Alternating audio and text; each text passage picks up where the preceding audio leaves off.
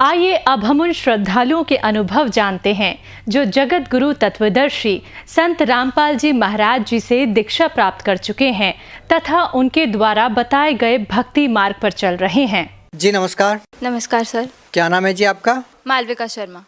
कहाँ से आए आप? लुधियाना पंजाब से।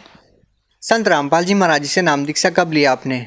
मैंने छोटी ही उम्र में 2004 में ही गुरुजी से नामदान ले लिया था। 2004 में? जी, मैं तब 4th स्टैंडर्ड में थी। कितनी उम्र रही होगी आपकी उस टाइम? 4th स्टैंडर्ड में मेरी 8 इयर्स। 8 साल की उम्र में ही आपने संत रामपाल जी महाराज जी से नाम दीक्षा ले ली? जी, तभी से नामदान लिया हुआ। तब से लेकर अब तक आपका अनुभव क्या रहा है संत रामपाल जी महाराज जी को लेकर के? क्योंकि इस दौरान उनके ऊपर काफ़ी आरोप भी लगे हैं और उनकी जो फॉलोअर्स की संख्या है वो लगातार बढ़ती जा रही है, तो आपका जो अनुभव है इस बीच में वो क्या है? देखिए, सबसे पहली बात जो हम कहते हैं बेसिक्स ऑफ स्पिरिचुअलिटी, वो हमें संत रामपाल जी महाराज जी ने ही बताए हैं। जैसे सब लोग बोलते हैं गॉड इज़ वन, और उसके बाद हमें हज़ारों नाम बता दिए भगवान के। राम जी भगवान है, कृष्ण जी भगवान है, शिव जी भगवान है, ब्रह्मा जी भगवान है। तो ये गॉड इज़ वन का तो कोई मतलब ही नहीं बना। तो परमात्मा ने हमें, संत रामपाल जी महाराज जी ने हमें ग्रंथों में से दिखा दिया, सारे ग्रंथों की, सारे रिलीजन्स की होली बुक्स उठाई। परमात्मा ने बाइबल उठाई, कुरान उठाई, गीता जी उठाई, सब में उठा के निचोड़ निकाल के दे दिया कि वो भगवान कौन है और उनका नाम क्या है। देखिए, आपने कहा कि आपकी उम्र 8 साल रही होगी जब आपने संत रामपाल जी महाराज जी से नाम दीक्षा ली। उस समय तो आपको ये समझ नहीं आया होगा कि भगवान एक है और दूसरे जो संत है वो अलग अलग बता रहे हैं, तो आप जुड़े कैसे रहे? सर, मैं आपको ये चीज़ बताना चाहूँगी कि छोटे से ही ना, जब से मुझे बोलना आया होगा तब से मैं अपने पापा से एक क्वेश्चन पूछती थी कि पापा, हम यहाँ पर क्यों आए हैं और क्यों यहाँ पर डेथ हो जाती है। क्योंकि मेरे घर में परमात्मा की दया से कभी कुछ बुरा नहीं हुआ, बट मैंने डेथ होती देखी दूसरों के घरों में। तो मेरे दिमाग में एक क्वेश्चन बचपन से ही आता था कि पापा प्लीज़ बता दो कि ये मरने के बाद आत्मा कहाँ जाती है। तो उनके पास कोई आंसर नहीं होता था, क्योंकि उन्होंने आसाराम बापू जी से नामदान लिया हुआ था। तो वो कहते थे कि मुझे तो इस चीज़ का आंसर बिल्कुल भी नहीं पता। तो जैसे ही गुरुजी का ज्ञान सुना, स्टार्टिंग में ही तो गुरुजी ने क्रिएशन ऑफ नेचर बता दिया, जिसमें गुरुजी ने बताया कि आत्मा आती कहाँ से है और हम मरने के बाद कहाँ चले जाएंगे और हमारे साथ क्या क्या बीतता है उसके बाद। तो मुझे जब ये क्वेश्चन का आंसर मिला, मुझे तभी पता चल गया था कि यही परमात्मा है और ये भगवान ही आए हुए हैं, ये कोई गुरु नहीं है, ये भगवान आए हुए हैं सीधा। तो अब इतने लाखों की तादाद में एक व्यक्ति कैसे ये निर्णय करेगा कि कौन संत सही है और कौन संत सही नहीं है? देखिए, हर चीज़ का ना जो निचोड़ होता है वो हम किसी कॉन्स्टिट्यूशन को लेकर चलें। तो जैसे अब इंडिया की कॉन्स्टिट्यूशन है, अगर उसको फॉलो नहीं करोगे, लॉ को फॉलो नहीं करोगे, जेल में पटक दिया जाएगा आपको। इसी प्रकार से जो हमारी होली बुक्स है वो स्पिरिचुअलिटी का जो बेस है उसी में है। तो हमारी स्पिरिचुअल बुक्स में जो लिखा है वो संत हमें फॉलो करेंगे, अगर हम उन संत को, तो ही हम पार हो सकते हैं। और गीता जी में साफ साफ लिखा हुआ है कि तत्वदर्शी संत वो हैं जो उल्टे लटके हुए संसार रूपी वृक्ष को जड़ से लेकर टहनी तक भाग सहित बता देंगे। और वो आज तक सिर्फ ही बंदी छोड़ सदगुरु रामपाल जी महाराज जी ने ही किया है। देखिए, आप एजुकेटेड हैं, शिक्षित हैं, आपसे एक बात पूछना चाहेंगे। आपने कहा कि संत रामपाल जी महाराज वेदों के अनुसार भक्ति बताते हैं, बाकी और कोई संत नहीं बताते। देखिए, लाखों करोड़ की तादाद में ऐसे फॉलोअर्स हैं जो किसी अन्य संत से जुड़े हुए हैं। क्या आपको लगता है कि आज तक किसी भी संत ने वेदों के अनुसार साधना नहीं बताई और केवल संत रामपाल जी महाराज ने ही बताई है? जी बिल्कुल, किसी ने भी वेदों के अनुसार भक्ति नहीं बताई। गुरुजी एक एक लाइन को ना उंगली लगाकर बता रहे हैं कि बच्चों देख लो, ये लिखा हुआ है और हम कर क्या रहे हैं। ये आप कैसे कह सकते हैं? इस बात का निर्णय कैसे हो कि कोई जो दूसरे संत हैं कि वो शास्त्रों के अनुसार भक्ति नहीं बता रहे? कैसे लोग निर्णय करें? सर, आपने बहुत ही अच्छा क्वेश्चन किया कि हम किस तरीके से निर्णय करें कि सही संत कौन है और कौन सही भक्ति बता रहा है। तो पहला पॉइंट मैं आपको बोलना चाहूँगी कि बाकी जो गुरु हैं वो सब बोलते हैं कि परमात्मा निराकार है, बल्कि हमारी होली बुक साफ साफ बोलती हैं कि परमात्मा साकार है। बाइबल में लिखा हुआ है, प्रभु ने मनुष्य को अपना ही स्वरूप दिया। तो ये फैक्ट रीइंस्टेट हो रहा है कि परमात्मा तो साकार ही है। बाइबल में एक और चीज़ लिखी हुई है, in the beginning was the word and the word word was with God and the word was God. तो शब्द रूप में परमात्मा है और परमात्मा साकार ही है। तो सबसे बड़ी चीज़ तो ये है कि God is in form, God is not formless, जो कि बाकी सब संत बोलते हैं। दूसरी चीज़ जो है कि पाप कर्म कट सकते हैं कि नहीं कट सकते। जितने भी पंडितों के पास, जितने भी गुरुओं के पास आप चले जाओगे, वो पहले तो आपको पाखंडवाद बताएंगे बाकी कि ये कर लो वो कर लो। जब उससे आपको लाभ नहीं मिलेगा, लास्ट में वो बोल देते हैं पाप कर्म तो आपको काटना ही पड़ेगा, जो कि बिल्कुल भी सही नहीं है। गीता जी में साफ साफ लिखा हुआ है कि परमात्मा की शक्ति इतनी ज़्यादा है कि वो किसी भी पाप को, किसी भी लेवल का पाप हो, वो काट सकते हैं और आपकी उम्र तक एक्सटेंड हो सकती है। तो दूसरी चीज़ ये है कि पाप कर्म कट सकते हैं, ऐसा कुछ नहीं है कि पाप कर्म दंड कट नहीं सकता। तीसरी चीज़, व्रत करवाते हैं वो लोग बाकी सबसे, तो व्रत करना साफ साफ मना किया हुआ है हमारी होली बुक्स में। क्योंकि अगर व्रत करने से मुक्ति होती तो जब अकाल पड़ता है, किसी के पास कुछ भी खाने को नहीं होता, तो वो भी तो व्रत ही हुआ, तो तब इतने ज़्यादा लोग क्यों मर जाते हैं। चौथी चीज़ ये कि एक तरफ तो बाकी सब संत बोलते हैं कि गंगा जी में अगर आप डुबकी लगाओगे तो आपके पाप कर्म नष्ट हो जाएंगे, और दूसरी तरफ आप बोलते हो कि पाप कर्म दंड नष्ट नहीं होते। तो ये कॉन्ट्राडिक्टरी चीज़ें हो चुकी, और इनका सल्यूशन सिर्फ ये है कि सही परमात्मा की भक्ति करो। एक वही वे है कि आपको सैल्वेशन अटेन हो जाएगी और इस जन्म मरण के चक्कर से हम बच पाएंगे। देखिए, इसके बाद भी सबसे बड़ा सवाल ये उठता है कि यदि हम शास्त्रों के अनुसार भक्ति कर भी लेते हैं, उसके बाद भी एक मनुष्य को, एक व्यक्ति को शारीरिक लाभ, आध्यात्मिक लाभ, भौतिक लाभ की जरूरत पड़ती है। हम आपसे ये जानना चाहेंगे कि संत रामपाल जी महाराज से नाम दीक्षा लेने के बाद आपको क्या लाभ मिले। तो मुझे इतने ज़्यादा लाभ मिले हैं कि अगर मैं आपको बताने चलूँ तो मैं कभी एंड कर ही नहीं सकती, क्योंकि पल पल में लाभ होते हैं। तो फर्स्ट लाभ मैं आपको बताऊंगी, सबसे बड़ा तो आध्यात्मिक लाभ भी है कि वो पाथ मिल गया जिस पे हम चलेंगे तो हमें सैल्वेशन अटेन होगा ही होगा। ये जो जन्म मरण का चक्कर है जिसमें हम युगों युगों से फंसे हुए हैं, इससे हम पार हो जाएंगे। दूसरा लाभ जो मिला वो है 2012 में मेरा बहुत ही भयंकर एक्सीडेंट हुआ था और मेरा ब्रेन भी बाहर आ गया था और मेरे फेस के 3 पार्ट्स हो चुके थे। अब वो तो मैं आपको दिखा नहीं सकती, पर ये हाथ एक प्रूफ है कि मेरा तो बहुत घटिया एक्सीडेंट हुआ था और मेरा फ्रैक्चर, मेरी पूरी हड्डी टूट चुकी थी हाथ। कौन सा हॉस्पिटल में आपने दिखाया? DMC हॉस्पिटल में दिखाया था लुधियाना में, और वहाँ के जो टॉप 3 डॉक्टर्स हैं उनकी टीम ने मुझे ऑपरेट किया था। 8 आवर्स प्लस मेरी सर्जरी चली थी और 80 प्लस स्टिचेस मेरे सर पर हैं। तो गुरुजी की दया इतनी ज़्यादा हुई संत रामपाल जी महाराज जी की कि सिर्फ उसी दिन मुझे होश भी आ गया और डॉक्टर्स मुझे अभी तक मिरेकल बुलाते हैं। सर, मैं आपको एक और चीज़ बताना चाहूँगी कि 2014 में भी मैंने अपना इंटरव्यू दिया था और उसमें आपको साफ साफ दिखेगा भी कि मेरा बहुत ज़्यादा बुरा एक्सीडेंट हुआ था और यहाँ पर निशान भी तब उसमें क्लियरली दिख रहा है। और क्या लाभ मिले हैं आपको?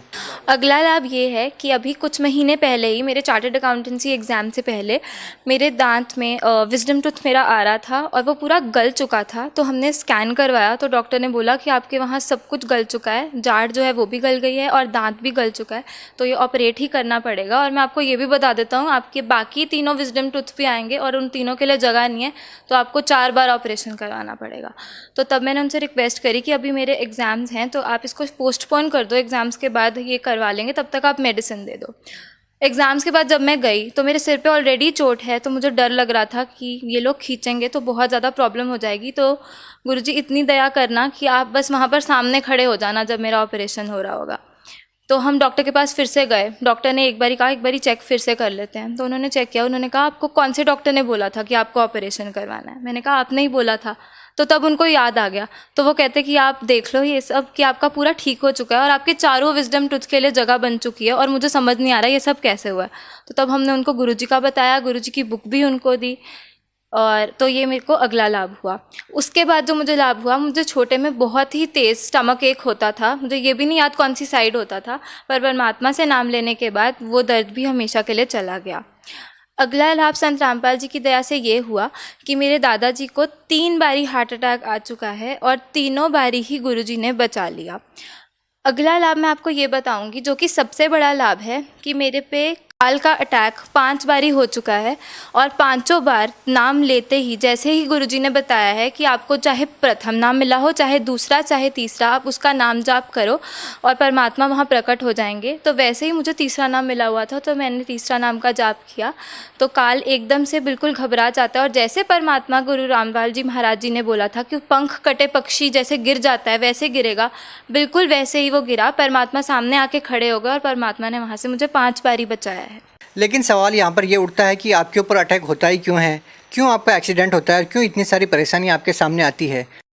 परेशानियाँ हम पर हमारे पिछले कर्मों के कारण आती हैं और इसका सिर्फ तोड़ यही है कि हम पूर्ण परमात्मा की शरण में चले जाएं, जो कि इस डेट पर बंदी छोड़ सतगुरु रामपाल जी महाराज। लेकिन आप तो ऑलरेडी शरण में आ चुके हैं, फिर आपके साथ इतनी सारी समस्या क्यों आ रही है? क्या आप मानते हैं इस बात को लेकर के कि नाम दीक्षा लेने के बाद भी श्रद्धालु पर समस्याओं का आना क्या कहता है? देखिए, मैं तो खुश होती हूँ कि मेरे ऊपर ये समस्या आती है, क्योंकि जैसे ये समस्या आती है उससे हमें पता चलता है जो डेथ लोग बाद में एक्सपीरियंस करते हैं और उनके पास कोई तब वो ही नहीं होता वे आउट कि वो क्या करें उसके बाद, वो मेरे पे पहले ही आ चुकी है। और मुझे पता है कि यहाँ का जो सब कुछ है वो नकली है, बिल्कुल असलियत सिर्फ ये है कि हमने एक दिन मरना है, हमें नहीं पता हमने किस दिन मरना है। उसके लिए आप इंश्योरेंस ले लो परमात्मा से, जो कि सिर्फ सतगुरु रामपाल जी महाराज ही दे सकते हैं। और ये पक्का है कि परमात्मा से आप नामदान ले लोगे तो वापस से उस जगह चले जाओगे। देखिए, यहाँ किसी को बूढ़ा होना नहीं पसंद, यहाँ किसी को दुखी होना नहीं पसंद, यहाँ किसी को मरना नहीं पसंद। क्यों नहीं पसंद? क्योंकि हम एक ऐसी जगह रहते थे जहाँ ये सब नहीं था, जो खुशियों का भंडार था, और हम अपनी गलती से यहाँ पर फंस गए हैं। क्रिएशन ऑफ नेचर ज़रूर देखिए, सतगुरु रामपाल जी महाराज जी ने जो बताया है, और उसमें आपको पता चल जाएगा कि हम कैसे यहाँ आए और कैसे हमें इस जगह से निकलना है। देखिए, आप यूथ हैं और हम मानते हैं कि संत रामपाल जी महाराज के अनुयायी ही इस एज में आकर के आध्यात्म की बातें करते हैं, क्योंकि जिस तरह का आज का जो ज़माना है, हम देखते हैं कि इस एज में आज का जो यूथ है वो ऐसी बातें नहीं करते हैं।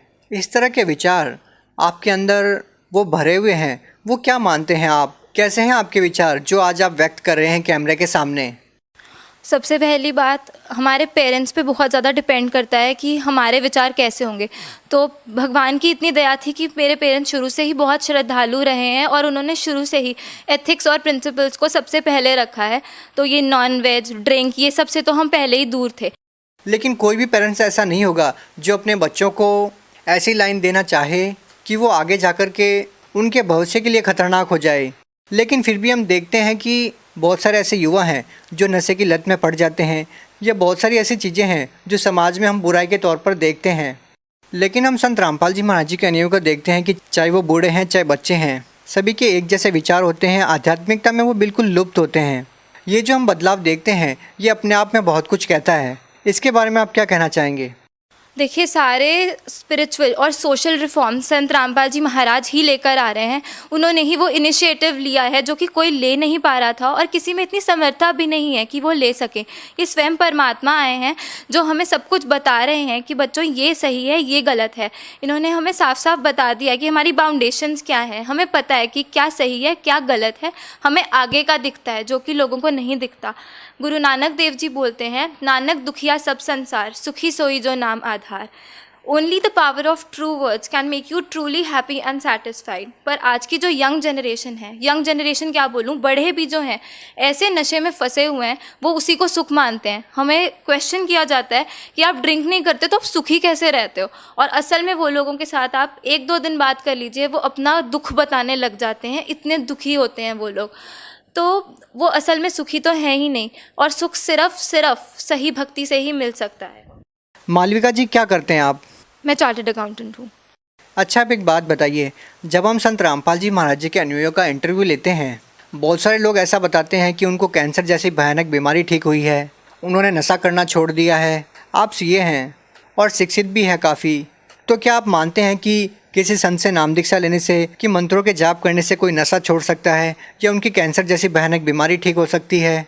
क्योंकि आप तो शिक्षित हैं, आप जानते हैं कि मेडिकल साइंस का ज़माना है और ये बातें अपने आप में हास्यास्पद नहीं है। सर देखिए, आप सब लोगों के लिए ये हास्यास्पद ज़रूर है, क्योंकि आप लोग भक्ति से कोसों दूर है, पर हमें परमात्मा का ज्ञान मिल चुका है और हमें सब पता है आजकल। तो देखिए साइंस जो है, जहाँ साइंस ख़त्म होती है ना, वहाँ परमात्मा का ज्ञान शुरू हो जाता है। डॉक्टर्स एक बंदे को डेड बोल रहे हैं, लास्ट स्टेज कैंसर क्योर हो रहा है, वो कैसे हो रहा है? देखिए मिराकल्स हमें आज तक एक वर्ड लगता था, उस पर रिस्ट्रिक्टेड था कि ये बस एक वर्ड है, ये सिर्फ सुनने को मिलेगा हमें, या ये फेरी टेल वाली मूवीज़ में ही हो सकता है। पर परमात्मा सदगुरु रामपाल जी महाराज जी ने यहाँ के वो मिरेकल वर्ड को ना प्रूव कर दिया है, और आपके सामने हम इतने प्रूफ्स खड़ा सकते हैं, लाइव प्रूफ जो बता रहे हैं कि हम मरे हुए ज़िंदा किए हैं। तो साइंस मेरा ख्याल कुछ भी नहीं है, वो साइंस भी किसकी दी हुई है, वो भगवान की ही दी हुई है। तो साइंस से आगे है स्पिरिचुअलिटी, जो हम सोच भी नहीं सकते, और ये मैनमेड तो कुछ